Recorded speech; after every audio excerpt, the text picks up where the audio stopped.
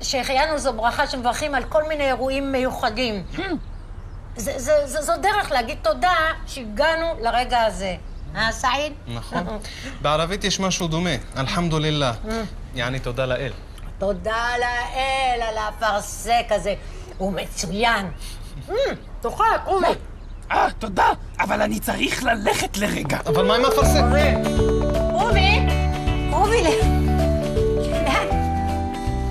מה זה קרובי? זה אלבום התמונות המשפחתי שלי. למה הבאת את האלבום המשפחתי? למה הוא הביא את האלבום המשפחתי שלי? לא יודעת. את זה נשים כאן? יופי. למה אתה מביא לפה את כל הדברים האלה? כי... אז זה... אוי לא, אופס, שכחתי משהו. אני לא מבינה מה קרה לו. זהו, שכחתי את הרדיו שלי. כן, זהו, עכשיו הכל כאן. קרובי, למה אתה מביא את כל הדברים האלה? כדי שאוכל לברך ולהגיד תודה.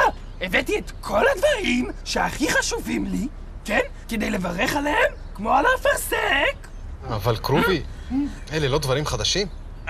כן, אבל פעם הם היו חדשים. כן, אבל לא צריך לברך על הדברים האלה. לא? לא. לא? שהחיינו או אלחמדולillah מברכים כשמקבלים משהו חדש. כשאוכלים פרי ראשון של העונה, בחגים, כשמשהו טוב קורה לך, או שקורה לך משהו שממש ממש חיכית לו. זו דרך להגיד תודה. כן, כן, אני מבין. קצת מבין. לא לגמרי מבין. לא כל כך הבנתי. טוב, קח אפרסק, ואנחנו ננסה להסביר לך. טוב, תודה גם לכם, וגם לאפרסק. כשהשמש זורחת במרום, כשרקפת פורחת בגינה, כשמוצאים דבר שלא רואים כל יום, זו מתנה, זו מתנה. כשמצטרף למשפחה תינוק חדש, כשאוכלים פרי ראשון של העונה, כשבא חבר ישן אני קולי נרגש, זו מתנה, זו מתנה. ומה עושים כשמקבלים מתנה?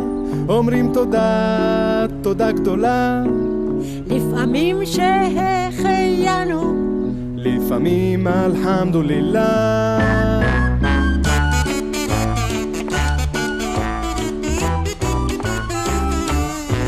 כשמקבלים בגד חדש שאוהבים, כשמגיע חג רק פעם בשנה, כשפתאום קוראים לנו דברים טובים, זו מתנה, זו מתנה.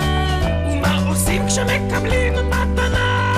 אומרים תודה, תודה גדולה. לפעמים שהחיינו, לפעמים אלחמדולillah. ומה עושים כשמקבלים מתנה? אומרים תודה, תודה גדולה. לפעמים שהחיינו, לפעמים אלחמדולillah. כשהשמש זורחת במרום,